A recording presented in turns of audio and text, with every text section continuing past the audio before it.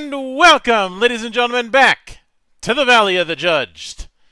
I am your one and only gaming monk, better known as Mildra, and with me as always is my good brother here in the temple, the man behind Distorted Illuminations, good brother Monarch. How is it the anime about reviewing prostitutes not the horniest anime I have watched in the past couple years? Probably because a lot of people over exaggerated that one. Never mind the fact that they took a series called Interspecies Reviewers and decided to pro clutch about it. I mean, the opening to that show is a case of tell me you wanted to use the Village People without saying you wanted to use the Village People. See, overhyped or not, it's still a very horny show, but it's great. I suggest watching it. I'd say if as far as horny goes, I'd say Bastard is a bigger offender from that year. I still haven't watched Bastard yet, sadly. I need to get the newer one, I should say. Mm-hmm.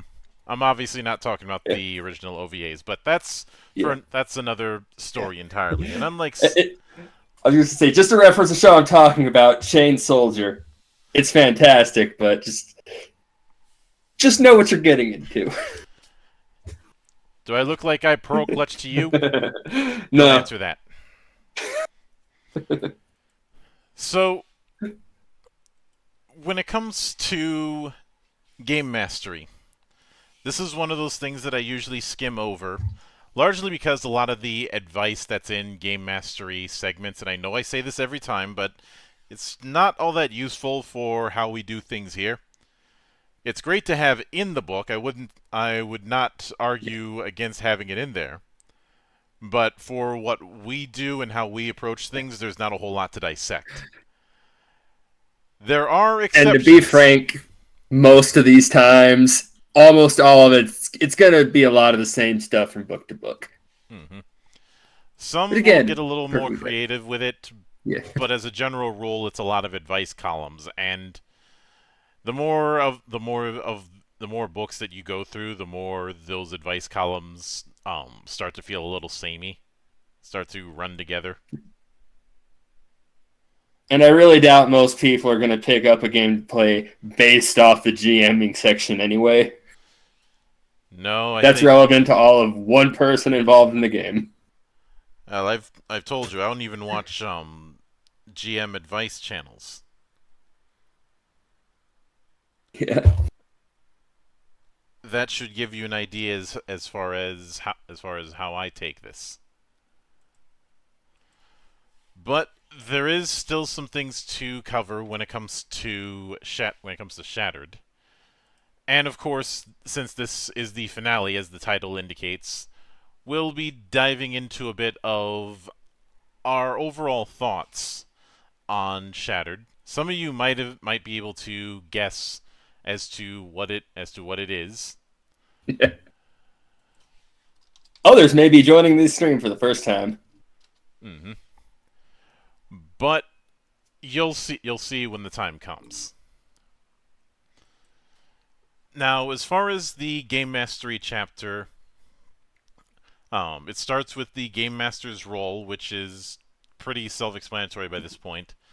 I will admit I do like the different types of players in the Know Your Players. I think we've all known at least one person who fits one of these categories. We may have been that person who fits one of these categories, like the derailer, the follower, the go-getter, the Mary Stew / Marty Stew. I prefer Gary Stew, but that's just me. The +1, the protagonist, the rules lawyer, the Viking, basically the ones who only care about fighting. Although I'd say if you care that whenever people try and shame the Viking character, I'm always having to ask the question, why'd you pick a game where combat is a good chunk of the rules? If you wanted to focus on role-playing, then pick one that focuses more on that. oh right, these are from the same. Those are from the same people who think that it's one game to rule them all or something. That's just a pet peeve of mine. Oh yeah. And some of the I do appreciate that they bring up GM Fiat, um, which is definitely a double-edged sword. I've always taken it to go with the whole thing of rule zero, i.e., if the rules are getting in the way of fun, then throw the rule out. I don't think I ever played any game as written until I don't, I don't know when I start the brief time I had with the RPGA. Uh, but beyond that, there's a bit of lore info about, say, vampires. Some lost lore with the Fenrinian that would probably be considered spoilers elsewhere. But then we have one mechanical thing I wanted to dive into, and that is traps. It's a tarp, my friend.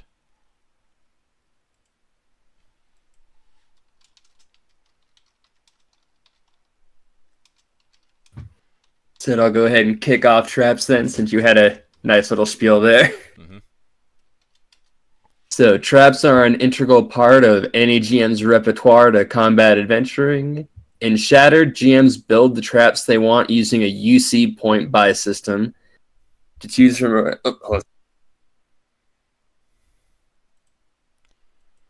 Sorry, I had to sneeze there. Oh. So sorry. They build traps they want using a UC point buy system to choose from an array of triggering mechanisms and effects. We at Indie recommend keeping the UC less than 4 times the current session number at early sessions. So it looks like we're going to have a somewhat similar system we've seen in place for other things for constructing your traps. Mm-hmm. So spotting and disarming. If a trap is spotted using an awareness check versus the trap's UC, players may attempt to disarm the trap with a security check against the same UC. Once disabled, the trap is considered disarmed. However, it can be reset by the characters for the same UCs as a security check to disarm it. So if a character enters a trap's trigger range, it activates. They still have a chance to dodge or block. The UC to avoid damage and other effects is equal to the trap's creation UC. Now, again, we got a few example traps for how to put it together, or for what you could put together. Target area. The trap's target area is the space where effects will be applied. Character standing here will have to dodge or block the trap if it is sprung. Target area is measured in square yards. Each square yard increases the UC by 1. And from here we have about a whole page of various trigger effects. Yep. And sorry about that. There was a bit of an autoplay thing. Like I don't mind using traps in my work. In any of the modules that I do. What I prefer is having it where I can mix and match, which that's been kind of a theme throughout all of Shattered. Is the mix and match when it comes to both in this case area, triggers, and effects.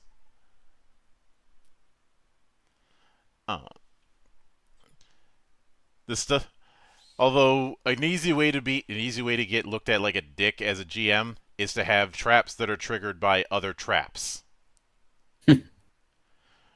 Or I think I did this once and then I never did it again. A secondary trap which was triggered by the disabling of another trap.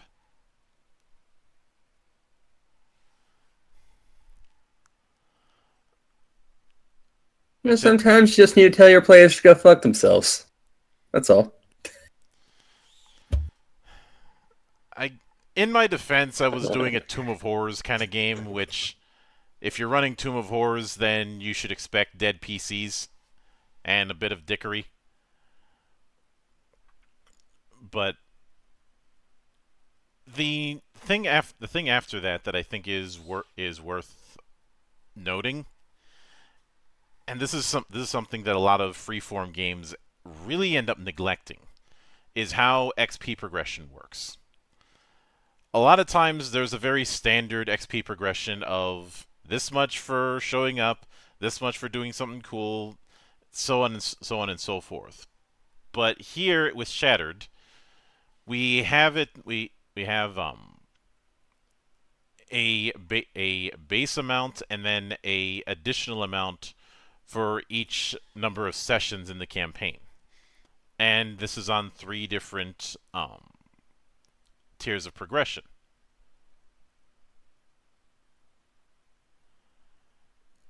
So slow progression is base of 150, and then 20 XP times session number.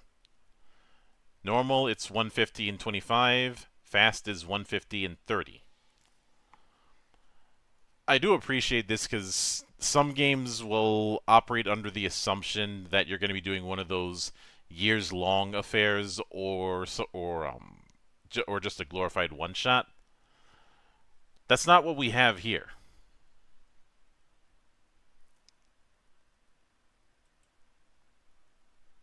I've seen something like this a couple other times, but it's not that common to see the multiple progressions. It's something I appreciate. Mm-hmm. The other Now that brings us to well, actually, before even that, there's a similar note with progression regarding starting banknotes, which I do appreciate. But then we have the concept of masterminds, and I do want to read this off. Some GMs are content to allow their campaign's narrative and adversaries to unfold on the fly. Others may prefer to have their players' nemesis in mind well before characters even encounter them. In that regard, we have established rules to assist GMs in creating their big bad evil guy. We call them masterminds. Before the first session begins, the GM creates a character similarly to a normal player character, gaining 200 XP to start. However, there are some differences. The mastermind's stats start at 1 instead of 2 and earns XP at an increased rate. Additionally, their health, armor, and damage grow in relation to the current session. Traditionally, masterminds gain XP at a slightly higher rate than players, gaining a base of 200 XP plus a modifier based on the chosen progression: slow, normal, and fast. Of course, while we do not recommend it, the GM may modify these rates as they see fit. For a balanced game, it is recommended to use half of the Mastermind's XP for stats up to Session 10, then 1/3 of the Mastermind's XP on stats after Session 10. For ease of use, we have broken down the XP into 3 categories: slow, normal, and fast. Additionally, Masterminds may increase their stats, but not skills, beyond rank 10. Then they give the cost of the stats beyond rank 10, going up to 20. At bringing something up to rank 20 costs 1890 XP.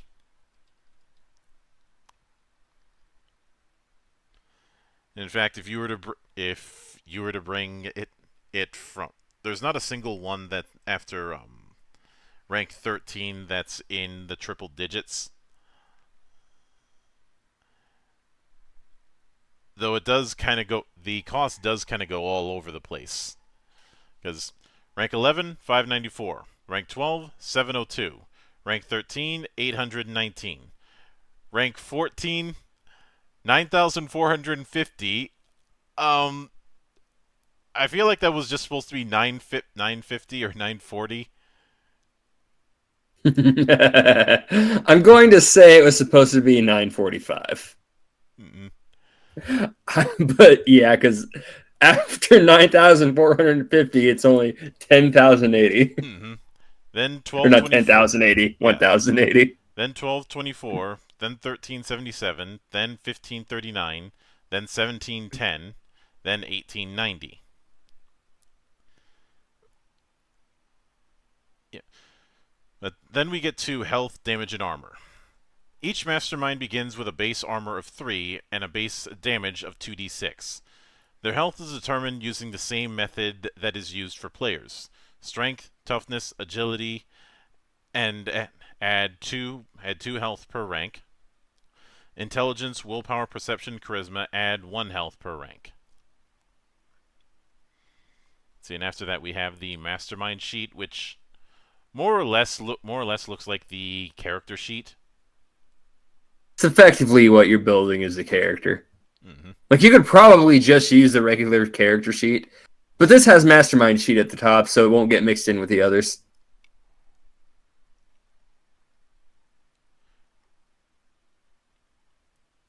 Pretty much.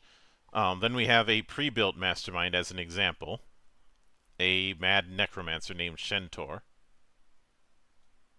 There's 2 different builds, or mastermind builds, actually. Yep.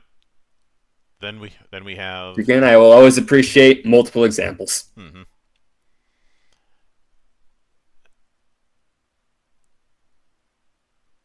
And then we get to creature creation. Now, this was the big reason we were going to go into any of the GM section stuff, just because this isn't that common to come across. In fact, it's more rare than I think it should be. And it reminds me of the reason why right out of the gate I knew for FF Legend I wanted to make a monster creation system. Because you can have the biggest monster manual in the fucking universe, but you're eventually going to run out of monsters in it. Not to mention, it's likely that you're gonna have a bunch of monsters that just don't fit whatever campaign that you're running. So it's best to expose the math that's used to make monsters instead of relying on a bunch of house rule judgment calls. Nothing wrong with house ruling. I love house ruling as much as the next guy. But I do have a problem with this idea that once again it's some one size fits all kind of thing. Yeah. Like, Anima was my first time ever seeing a system like that, where you could actually just create your own stuff.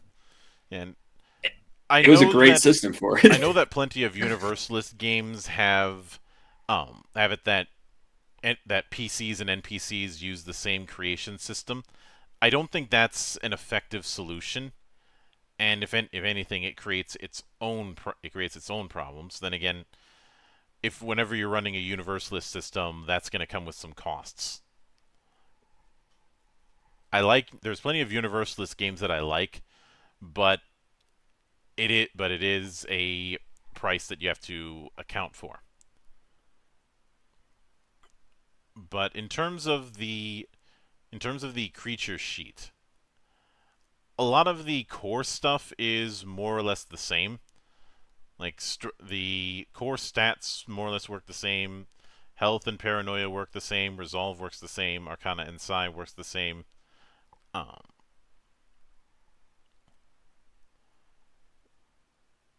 The combat skills is simplified. Instead of a bunch of different weapon skills, you have something that's you have just combat skills.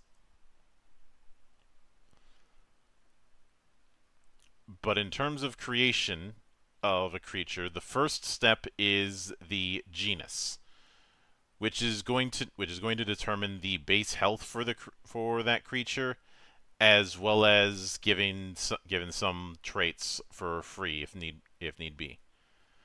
The genus examples we have are avian, beast, dragon, elemental, fragment, humanoid, invertebrate, mechanical, undead, and verdra.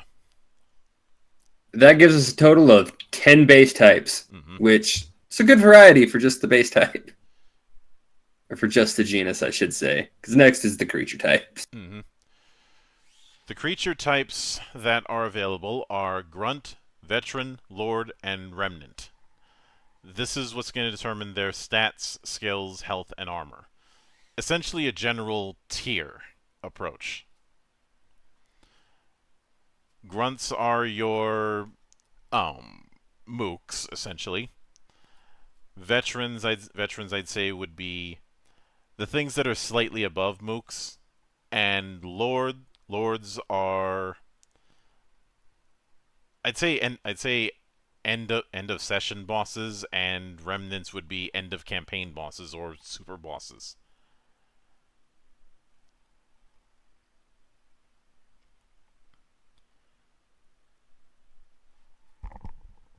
And in fact, the way remnants are described, I'd say super bosses would be more accurate.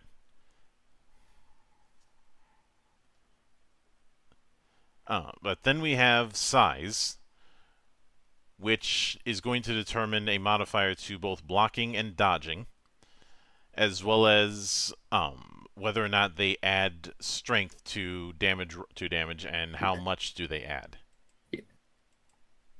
Now, something I'm going to point out before we even get to creature attacks, just doing some math on this, between just the genus, type, and size, this gives you 320 options. This is without taking into account the various attacks and different things you can do, even from any one of these given options, and how you can customize that. Mm-hmm. I think this is more than a lot of books' actual monster manuals will give you. Yeah. It's one of the reasons I love these systems. Yeah.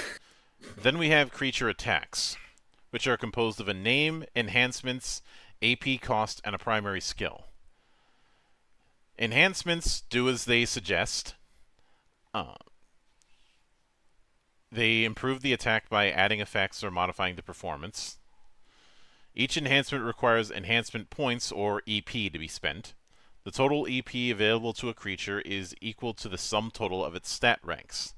If the GM wants to add a custom enhancement not listed here, they may do so at the cost of 7 EP.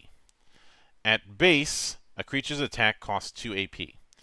This increases for each unique enhancement added to an attack past the third.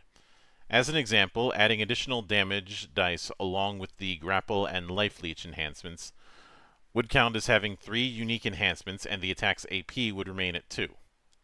Adding additional damage dice would not change this because it has already been used, but adding the knock prone enhancement would increase the number of unique enhancements to 4, and would consequently increase the attack's AP to 3. Finally, specify the combat skill that the creature uses for the attack. The skill used also dictates the attack's base range, if any. Melee and hand-to-hand attacks have a range of 1 yard and cost 0 EP, whereas Ballistic, Arcana, Psi, and Devotion start with a base range of 3 yards and cost 2 EP. And then we have a short list of enhancements to attacks. So it's another one. A lot of these are kind of what you would expect. Mm-hmm. But that doesn't change. We've got a good number of them, like a full page worth again. Mix and match these as you see fit. Mm-hmm. Let's see, then we have traits. Every living and unliving thing on Fenris has acclimated to the post-Reckoning world. This has led to a great variety of unique survival traits. Each of the following traits are acquired on a 1-to-1 ratio. However, if a GM wishes to create a custom trait, they are welcome to do so, but we suggest that it require 2 traits. A GM may elect to add fewer traits than allowed, or none at all. A creature's senses are prime among these traits. Every creature gains 1 vision-based trait at creation. Bit of a typo there. Dark sight, day sight, dusk sight, thermal vision, sonar, soul sight, or tremor sense.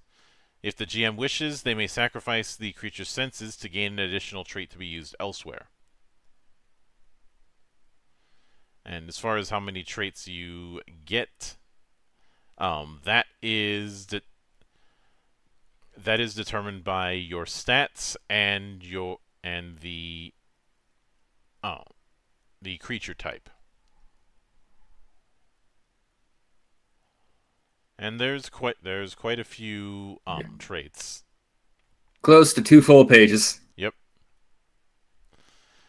And then, if that wasn't enough, we have a full-on creature list of all 4 tiers,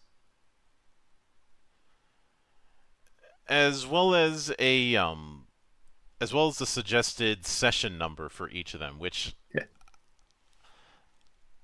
I think is very nice. Yes. And this is a good number. Like the Remnant list has 15 creatures, and that is the smallest of the 4 lists. I did not count up each individual one, but despite including a very nice and extensive creature creation, you have a nice extensive list of examples, which if you're going to have a creature creation, I do think it's important you give a lot of examples. Mm-hmm. And we get that here. And after that is a lexicon, then we get the index, and then finally each of the sheets that we've hinted at up until this point. So, with that said, I think that's as good as a spot as any to give our final thoughts on Shattered, a Grimdark RPG.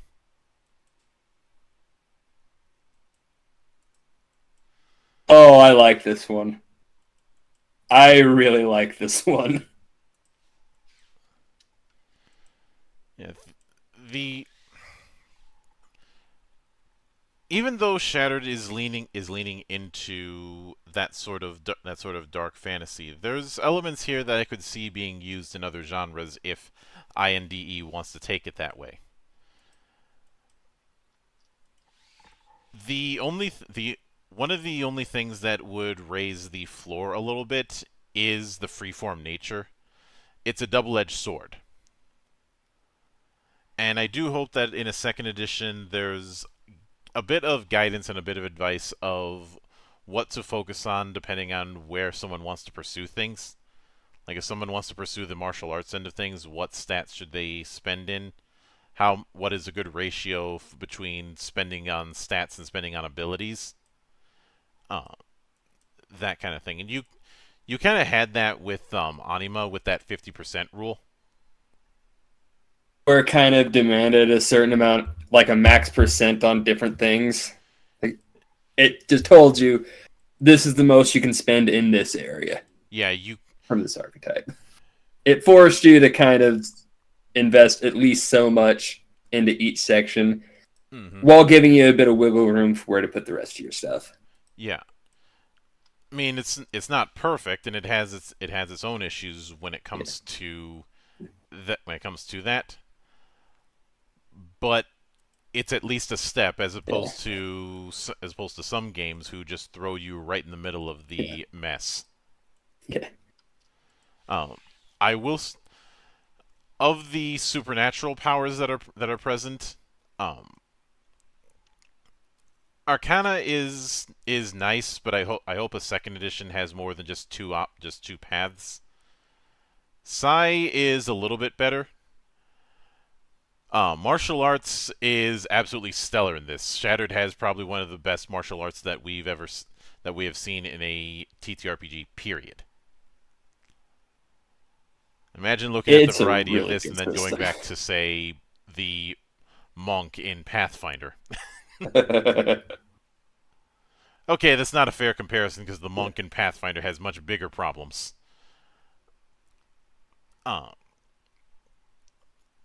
See, I don't think that'd be too much of an issue with this system, though. I think it's easy enough to follow how to do everything. A little more guidance on how you might want to put a character together could be nice, but I recall it having a good number of examples to follow. Yeah, good. What I mean, Lee, having example characters is a start, but I mainly mean what would be good stats to fall into, because when you have a bunch of potential options, there's the issue of analysis paralysis, where you're worried that a option that you take now is going to screw you over a few sessions down the road. Speaking of that, I really love how they have XP progression set up here.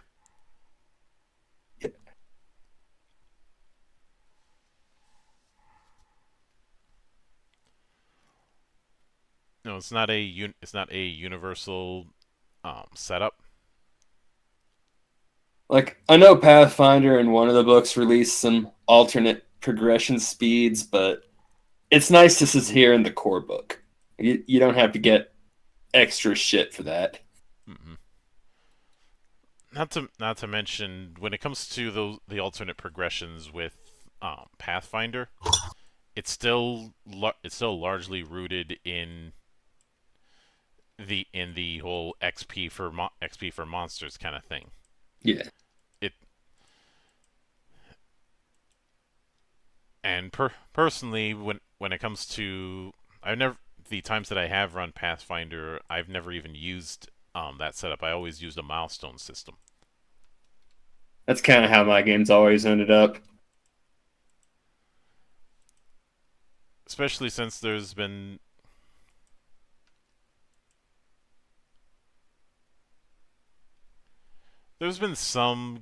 some games I've seen where everybody ends up leveling up except one guy who's like 100 XP short.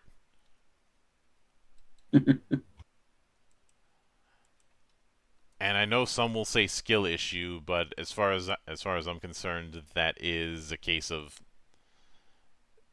if everybody's getting this level up and he's not, he's gonna end up feeling like Charlie Brown getting a rock for Halloween.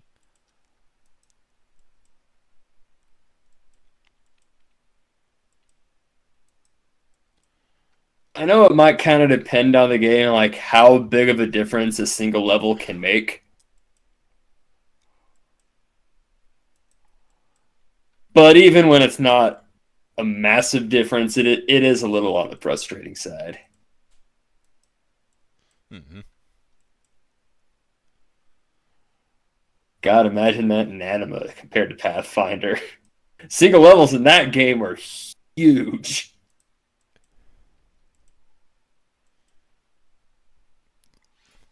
I think But with both Anima and with Mutants and Masterminds, I took the process and I flipped it.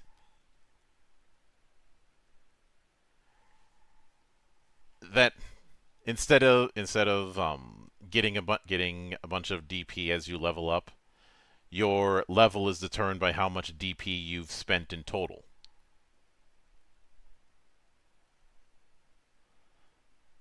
I.e., you're gaining development points like you'd gain XP in this game. I could see that working just fine. Um, Mutants and I ran it like Masterminds as does that. was, but Mutants and Masterminds does that for its power levels, and it works.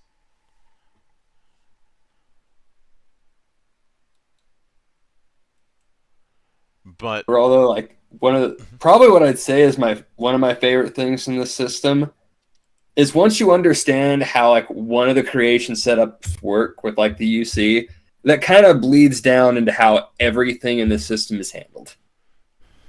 Once you understand how to do anything, the entire rest of the game just kind of feels like it flows naturally.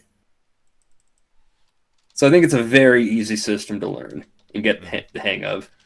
yep, This is not sacrificed by limiting options.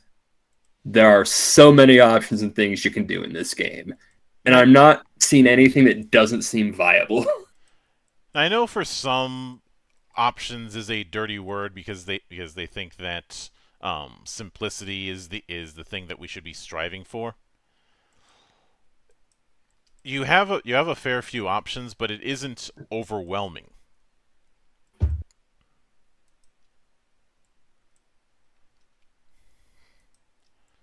That's been the approach that I've taken with this.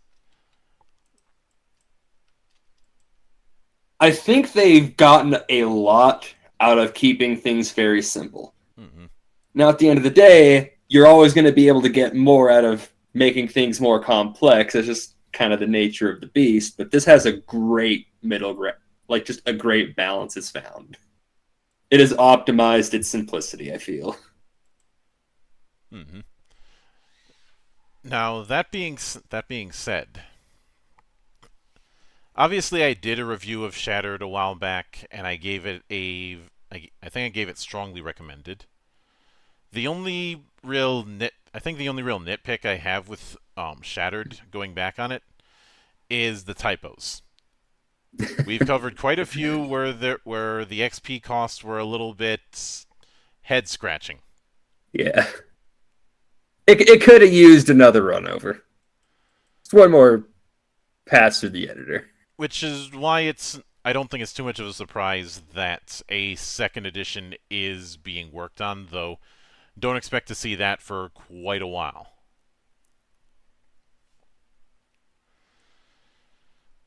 Yeah, I'd give this a strongly recommend too. Like, if you're at all interested in the type of setting this game has, I think it's worth a look. Mm-hmm.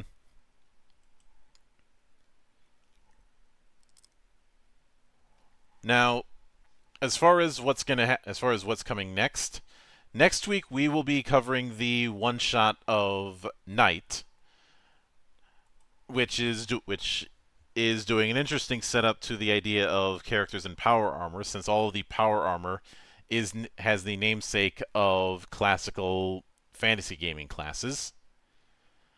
And after that, we are going to be covering Cursebrand Chronicles, the one of the two games that uses the Prometheum system, which is going to be used later on in the Ys and Trails of Cold Steel TTRPGs currently in development. And right off the bat, there's less of an excuse to not take a look at Cursebrand Chronicles because it's free.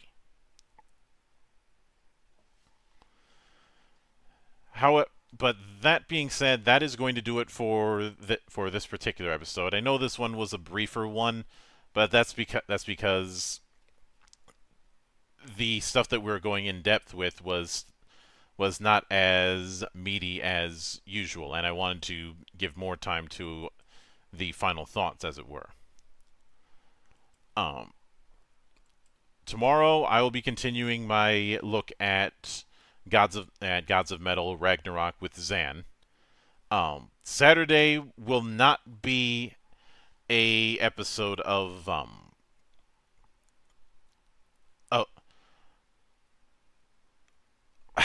Saturday will not. Jeez, English monk. Saturday we will not be doing the Cloister of the Dice. Instead, we're going to be doing an episode of Monastic Therapy.